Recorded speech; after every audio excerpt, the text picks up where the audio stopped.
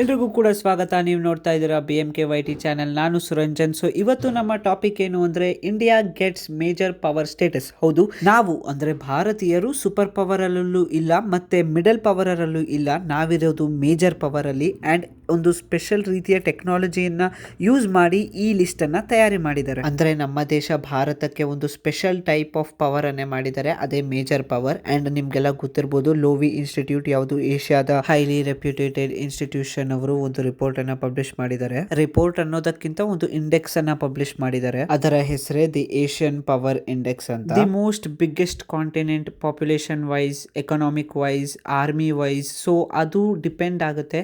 And even ನೋಡಿ, ಈ Asia continent ಅಲ್ಲಿ ಯಾವ ದೇಶ ಒಂದು ದೊಡ್ಡ ಮೇಜರ್ ಪವರ್ ಅನ್ನ ಇಟ್ಕೊಂಡಿದೆ, ಯಾವ ದೇಶದಲ್ಲಿ ಹೈಯೆಸ್ಟ್ ಪಾಪ್ಯುಲೇಷನ್ ಇದೆ, ಹೈಯೆಸ್ಟ್ ಎಕನಮಿ ಇದೆ, ಹೈಯೆಸ್ಟ್ ಆರ್ಮಿ ಇದೆ.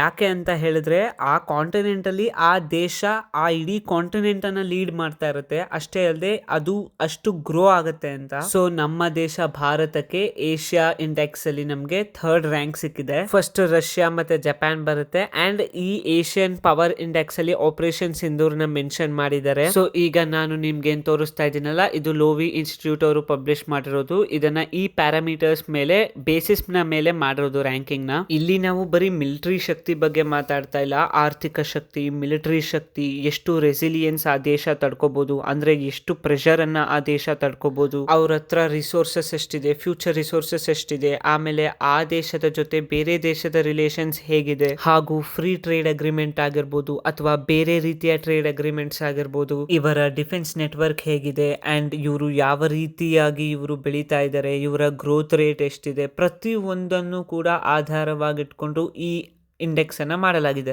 ಹೌದು, ಡಿಪ್ಲೊಮ್ಯಾಟಿಕ್ ರಿಲೇಷನ್ಸ್ ಹೇಗಿದೆ, ಯಾವ ರೀತಿ ಇವರ ಅಂಬಾಸಿಡರ್ಸ್ ಇದ್ದಾರೆ ಬೇರೆ ಬೇರೆ ದೇಶಗಳಲ್ಲಿ, ಎಲ್ಲಾನು ಕೂಡ ಕೌಂಟ್ ಮಾಡಲಾಗುತ್ತೆ. ಅಂಡ್ ಕೌಂಟ್ ಮಾಡಿನೇ ಈ ಇಂಡೆಕ್ಸ್ ಅನ್ನ ಪ್ರಿಪೇರ್ ಮಾಡಿ ನಮ್ಗೆ ಥರ್ಡ್ ಪೊಸಿಷನ್ ಕೊಟ್ಟಿದ್ದಾರೆ. ಬರೀ ಇಷ್ಟೇ ಅಲ್ಲ, ಐ ಮೀನ್ ಲೈಕ್ ಆ ದೇಶದ ಟಿವಿ ಶೋಸ್ ಹೇಗೆ ಬೇರೆ ದೇಶಗಳಲ್ಲಿ ಓಡ್ತಾ ಇದೆ, ಯಾವ ರೀತಿ ಫಿಲಮ್ ಗಳನ್ನ ಪ್ರೊಡ್ಯೂಸ್ ಮಾಡ್ತಾ ಇದೆ, ಯಾವ ರೀತಿ ಸಾಂಗ್ಸ್ ಗಳನ್ನ ಪ್ರೊಡ್ಯೂಸ್ ಮಾಡ್ತಾ ಇದೆ, ಈ ಎಲ್ಲಾ ಕೂಡ ಕೌಂಟ್. ಉದಾಹರಣೆಗೆ ಜಪಾನ್ ಅಲ್ಲಿ ನೀವು ಆನಿಮೆಗಳನ್ನ ನೋಡ್ತಿರಲ್ಲ, ಆನಿಮೆ ಎಲ್ಲ ಜಪಾನ್ ಅಲ್ಲಿ ಬರುತ್ತೆ. ಅಂಡ್ ಈ ಜಪಾನಿನ ಆನಿಮೇಸ್ ಎಲ್ಲ ಯಾವ ರೀತಿ ಬೇರೆ ದೇಶಗಳಲ್ಲಿ ಓಡ್ತಾ ಇದೆ, ತುಂಬಾ ಚೆನ್ನಾಗಿ ಓಡುತ್ತೆ. ಸೊ ಅದಕ್ಕೋಸ್ಕರ ಜಪಾನ್ ಮತ್ತೆ ರಷ್ಯಾನ ಟಾಪ್ ಅಲ್ಲಿ ಇಟ್ಟಿದ್ದಾರೆ. ಅದಾದ್ಮೇಲೆ ಬರೋದು ನಮ್ಮ ಭಾರತ.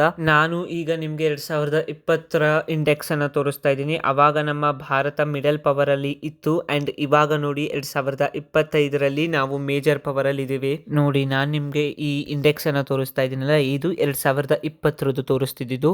ಸೊ ಇಲ್ಲಿ ಲೋವಿ ಯೂನಿವರ್ಸಿಟಿ ಅವರು 4 ಟೈಪ್ ಮಾಡಿದ್ರು. ಒಂದು ಸೂಪರ್ ಪವರ್, ಅದರಲ್ಲಿ ಬರೋದು ಚೈನಾ ಮತ್ತೆ ಅಮೆರಿಕ. ಎರಡನೇದು ಬರೋದು ಮಿಡಲ್ ಪವರ್, ಅವಾಗ ಇದ್ದಿದ್ದು ಮೇಜರ್ ಪವರ್ ಅವಾಗ ಇದ್ದಿದ್ದು ಜಪಾನ್. ಆದ್ಮೇಲೆ ಮಿಡಲ್ ಪವರ್ ಅಲ್ಲಿ ಅವಾಗ ಇದ್ದಿದ್ದು ಭಾರತ.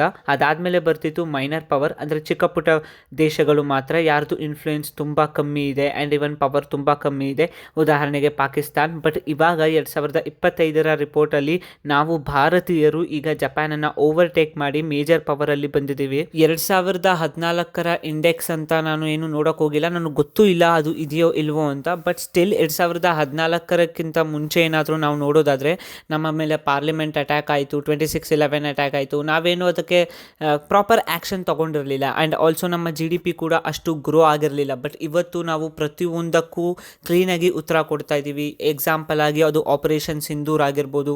ಆ್ಯಂಡ್ ಆಲ್ಸೋ ಇವಾಗ ನಾವು ಥರ್ಡ್ ಮೋಸ್ಟ್ ಗ್ಲೋಬಲ್ ಎಕಾನಮಿಯಲ್ಲಿ ಬರ್ತೀವಿ, ಪವರ್ಫುಲ್ ಕಂಟ್ರೀಸಲ್ಲಿ. ಆ್ಯಂಡ್ ಇವಾಗ ನಮ್ಮ ಆರ್ಮಿ ಕೂಡ ತುಂಬ ಪವರ್ಫುಲ್ ಇದೆ.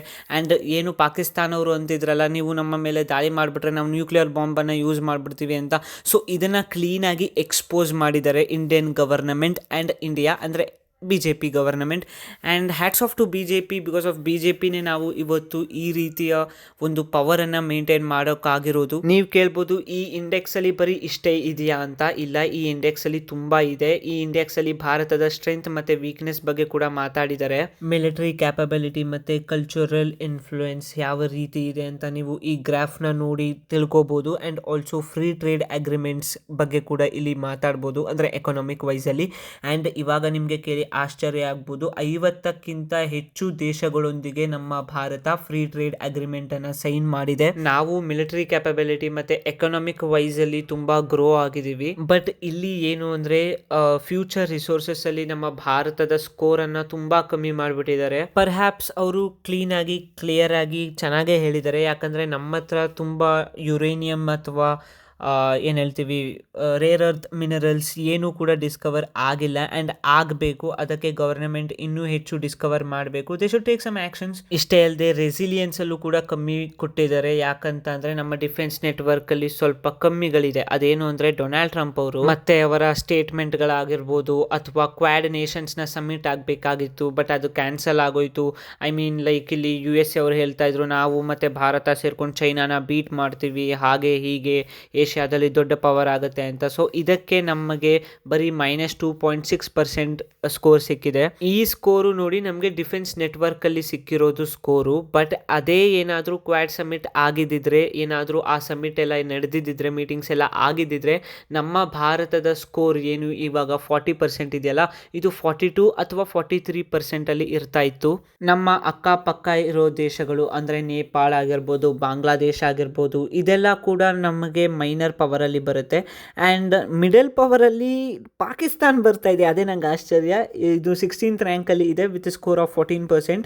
ಆ್ಯಂಡ್ ಇದಕ್ಕೆ ಇವರು 14%ಗೆ ಬರೋದಕ್ಕೆ ಮೇನ್ ಕಾರಣನೇ ಆಪರೇಷನ್ ಸಿಂಧೂರ್. ಆ್ಯಂಡ್ ಅಕಸ್ಮಾತ್ ಆಗಿ ಆಪರೇಷನ್ ಸಿಂಧೂರ್ ಪಾರ್ಟ್ 2 ಇದು ಲಾಂಚ್ ಆಗುತ್ತೆ January, February, ಮಾರ್ಚಲ್ಲಿ. ಸೊ ಆವಾಗ ಏನಾದರೂ ಆಪರೇಷನ್ ಸಿಂಧೂರ್ ಪಾರ್ಟ್ 2 ಆದರೆ ದೆನ್ ಮೋಸ್ಟ್ ಪ್ರಾಬಬಲಿ ಪಾಕಿಸ್ತಾನ ಅವರು ಮೈನರ್ ಪವರಲ್ಲಿ ಇರ್ತಾರೆ. ಆ್ಯಂಡ್ ಇದು ಆಗೇ ಆಗುತ್ತೆ, ಆಪರೇಷನ್ ಸಿಂಧೂರ್ ಪಾರ್ಟ್ 2 ಆಗುತ್ತೆ. ಬಟ್ ಅದೇ ಸ್ವಲ್ಪ ಟೈಮ್ ಹಿಡಿಯುತ್ತೆ ಅಷ್ಟೇ ಲಾಂಚ್ ಆಗೋದಕ್ಕೆ. ಭಾರತದ ರಕ್ಷಾ ಮಂತ್ರಿ ಆಗಿರೋ ರಾಜನಾಥ್ ಸಿಂಗ್ ಅವರು ಒಂದು ತುಂಬಾ ಇಂಪಾರ್ಟೆಂಟ್ ಸ್ಟೇಟ್ಮೆಂಟ್ ಅನ್ನ ಕೊಟ್ಟಿದ್ದಾರೆ. ಇದು ತುಂಬಾ ಇಂಪಾರ್ಟೆಂಟ್ ಆಗುತ್ತೆ. ಕೆಲವು ತಿಂಗಳಿಂದ ಕೂಡ ಇವರು ಒಂದಾದ್ಮೇಲೆ ಒಂದು ಸ್ಟೇಟ್ಮೆಂಟ್ ಅನ್ನ ಕೊಡ್ತಾನೆ ಇದ್ದಾರೆ. ಆಪರೇಷನ್ ಸಿಂಧೂರ್ನ ಟೈಮಲ್ಲಿ ಯಾವ ರೀತಿಯ ಸಿಚುವೇಶನ್ ಇತ್ತು, ಅದೇ ರೀತಿಯ ಸಿಚುವೇಶನ್ ಮತ್ತೆ ಮೆಂಟಾಲಿಟಿಯನ್ನ ಜನರು ಇಟ್ಕೊಂಡಿರ್ಬೇಕು. ಯಾಕಂದ್ರೆ ಯಾವಾಗ ಬೇಕಾದ್ರೂ ಆಪರೇಷನ್ ಸಿಂಧೂರ್ ಪಾರ್ಟ್ 2 ಲಾಂಚ್ ಆಗ್ಬೋದಂತೆ. ಇದು ನೋಡಿ ಇವರ ಟ್ವೀಟ್. ಇದರಲ್ಲಿ ಇವರು ಏನು ಹೇಳ್ತಾ ಇದ್ದಾರೆ ಅಂತ ಹೇಳಿದ್ರೆ, ಆಪರೇಷನ್ ಸಿಂಧೂರ್ ಏನು ನಡೀತಲ್ಲ, ಅಲ್ಲಿ ನಾವು ಟೆರರಿಸ್ಟ್ಗಳು ಯಾವ ಜಾಗದಲ್ಲಿ ಇರ್ತಾರೆ ಆ ಟೆರರಿಸ್ಟ್ ಜಾಗಗಳನ್ನ ನಾವು ಕಂಪ್ಲೀಟ್ ಆಗಿ ಡಿಸ್ಟ್ರಾಯ್ ಮಾಡಿಬಿಟ್ಟಿದೀವಿ. ನಾವು ಒಂದು ಬ್ಯಾಲೆನ್ಸ್ ರೆಸ್ಪಾನ್ಸ್ ಅನ್ನ ಕೊಟ್ಟಿದ್ದೀವಿ ಆ್ಯಂಡ್ ಎಸ್ಕಲೇಟ್ ಮಾಡಲಿಲ್ಲ ಸಿಚುವೇಶನ್ ಅನ್ನ. ಬಟ್ ಪಾಕಿಸ್ತಾನ್ ಅವರ ಆಟಿಟ್ಯೂಡ್ ಇನ್ನೂ ಕಮ್ಮಿ ಆಗಿಲ್ಲ. ಆಪರೇಷನ್ ಸಿಂಧೂರ್ ಮುಗಿದ ಮೇಲೂ ಕೂಡ, ಸೀಸ್ ಫೈರ್ ಆದ್ಮೇಲೂ ಕೂಡ ಇವರು ಮತ್ತೆ ಬಾರ್ಡರ್ಸ್ ಅಲ್ಲಿ ಎಸ್ಕಲೇಟ್ ಮಾಡ್ತಾ ಇದ್ದಾರೆ. ಅಂಡ್ ಇದೇ ಸಮಯದಲ್ಲಿ ನಾವು ಇಡೀ ದೇಶಾದ್ಯಂತ ಮಾಕ್ ಡ್ರಿಲ್ಸ್ ಅನ್ನ ಮಾಡಿದ್ವಿ, ಜನರಿಗೆ ಹೇಳಿದ್ವಿ ಯಾವ ರೀತಿ ಇರಬೇಕು ಈ ಸಿಚುವೇಶನ್ ಅಲ್ಲಿ ಅಂತ. ಸೊ ಇದು ಒಂದು ಅಡ್ಮಿನಿಸ್ಟ್ರೇಟಿವ್ ಆಫೀಸರ್ಸ್ ಎಲ್ಲ ಒಂದು ದೊಡ್ಡ ಕೆಲಸ ಮಾಡಿದೀವಿ, ಒಂದು ದೊಡ್ಡ ಎಕ್ಸಲೆಂಟ್ ಡಿಸಿಷನ್ ಅಂತ ಹೇಳ್ಬೋದು. ಇದನ್ನ ನಾವು ಯಾಕೆ ಮಾಡಿಸಿದ್ವಿ ಅಂದ್ರೆ ಜನರು ಮೆಂಟಲಿ ಆಗಿ ಪ್ರಿಪೇರ್ ಆಗಿರ್ಬೋದು. ಯಾಕಂದ್ರೆ ಯಾವ ಸಮಯದಲ್ಲಿ ಬೇಕಾದ್ರೂ ಯುದ್ಧ ಶುರು ಆದ್ರೆ ಅವ್ರಿಗೆ ಗೊತ್ತಾಗಬೇಕು ನಾವು ಏನು ಮಾಡಬೇಕು, ಬೇರೆಯವ್ರನ್ನ ಹೇಗೆ ಕಾಪಾಡಬೇಕು ಅಂತ. So this tweet is very important from the Raksha Mantri of Rajnath Singh. ಅಂದರೆ ತುಂಬ ಇಂಪಾರ್ಟೆಂಟ್ ಟ್ವೀಟ್ ಆಗುತ್ತೆ ಇದು. ಸೊ ಇಲ್ಲಿ ಏನಾಗುತ್ತೆ ಅಂದರೆ ಆಪರೇಷನ್ ಸಿಂಧೂರ್ ಪಾರ್ಟ್ 2 ಲಾಂಚ್ ಆಗುತ್ತೆ ಮುಂದೆ January, February, March, April ಒಳಗಡೆ ಆಗೇ ಆಗೋಗುತ್ತೆ. ಆ್ಯಂಡ್ ಒಂದು ಸರಿ ಸ್ಟಾರ್ಟ್ ಆದರೆ ಇಲ್ಲಿ ನಾವು POKನ ವಾಪಸ್ ತಗೋತೀವಿ, ಸಿಂಧ್ ರೀಜನನ್ನು ವಾಪಸ್ ತಗೋಬಹುದು, ಇದು ನಂಗೆ ಗೊತ್ತಿಲ್ಲ. ಬಟ್ ಸ್ಟಿಲ್ ಆವಾಗ ನಮ್ಮ ಪಾಯಿಂಟ್ಸ್ ಮೋಸ್ಟ್ಲಿ 50% ಆಗ್ಬೋದು. ಬಟ್ ನಾವು ಚೈನಾನ ಡಿಫೀಟ್ ಮಾಡಬೇಕಂದ್ರೆ 70% ಪಾಯಿಂಟ್ಸ್ ನಮಗೆ ಬೇಕು. ಸೊ ಅದು ಬೇಕು ಅಂದರೆ ಚೈನಾ ಜೊತೆ ಯುದ್ಧ ಆಡಿ ಚೈನಾನ ಕೂಡ ಸೋಲಿಸಿದ್ರೆ ಮೋಸ್ಟ್ ಪ್ರಾಬಬಲಿ ನಾವು ಸೂಪರ್ ಪವರ್ಗೆ ಬರ್ಬೋದು. ಸೊ ಮುಂದೆ ಏನಾದರೂ ಅಪ್ಡೇಟ್ಸ್ ಬಂದರೆ ಇದ್ರ ಬಗ್ಗೆ ನಾನು ಕೂಡ ವಿಡಿಯೋ ಮಾಡಿ ಆಗ್ತೀನಿ. ಆ್ಯಂಡ್ ಡೈಲಿ ನಿಮಗೂ ಕೂಡ ಜಿಯೋ ಪಾಲಿಟಿಕ್ಸ್ ಮೇಲೆ ಇಂಟ್ರೆಸ್ಟ್ ಇದ್ದರೆ ಈ ಕೂಡಲೇ ಚಾನಲನ್ನು ಸಬ್ಸ್ಕ್ರೈಬ್ ಮಾಡಿಕೊಂಡು ನೋಟಿಫಿಕೇಶನ್ ಬೆಲ್ಲನ್ನು ಆನ್ ಮಾಡಿ ಆಲ್ಗೆ ಸೆಟ್ ಮಾಡಿ. ಸೊ ಯಾರೆಲ್ಲ ಈ ಪ್ರಶ್ನೆಗೆ ಕರೆಕ್ಟಾಗಿ ಉತ್ತರ ಕೊಡ್ತೀರಾ ಅವ್ರಿಗೆ ಅವರ ಜಿಮೇಲ್ಗೆ ನಾನು 10 ರೂಪೀಸ್ ಗೂಗಲ್ ಪ್ಲೇ ಗಿಫ್ಟ್ ಕಾರ್ಡನ್ನು ಅವ್ರಿಗೆ ಪರ್ಸ್ನಲ್ ಆಗಿ ಕಳಿಸ್ತೀನಿ. ಸೊ ಅದಕ್ಕೆ ನೀವು ಮಾಡಬೇಕಾಗಿರೋದಿಷ್ಟೇ, ಈ ಪ್ರಶ್ನೆಗೆ ಉತ್ತರವನ್ನು ಕಮೆಂಟ್ ಮಾಡಿ ಆ್ಯಂಡ್ ಪ್ಲಸ್ ನಿಮ್ಮ ಜಿಮೇಲ್ ಅಡ್ರೆಸ್ಸನ್ನು ಕೂಡ ಕಮೆಂಟ್ ಮಾಡಿ. ಅಂದರೆ ಒಂದು ಕಮೆಂಟಲ್ಲಿ ಪ್ರಶ್ನೆಗೆ ಉತ್ತರ ಪ್ಲಸ್ ನಿಮ್ಮ ಜಿಮೇಲ್ ಅಡ್ರೆಸ್ ಇರಲಿ.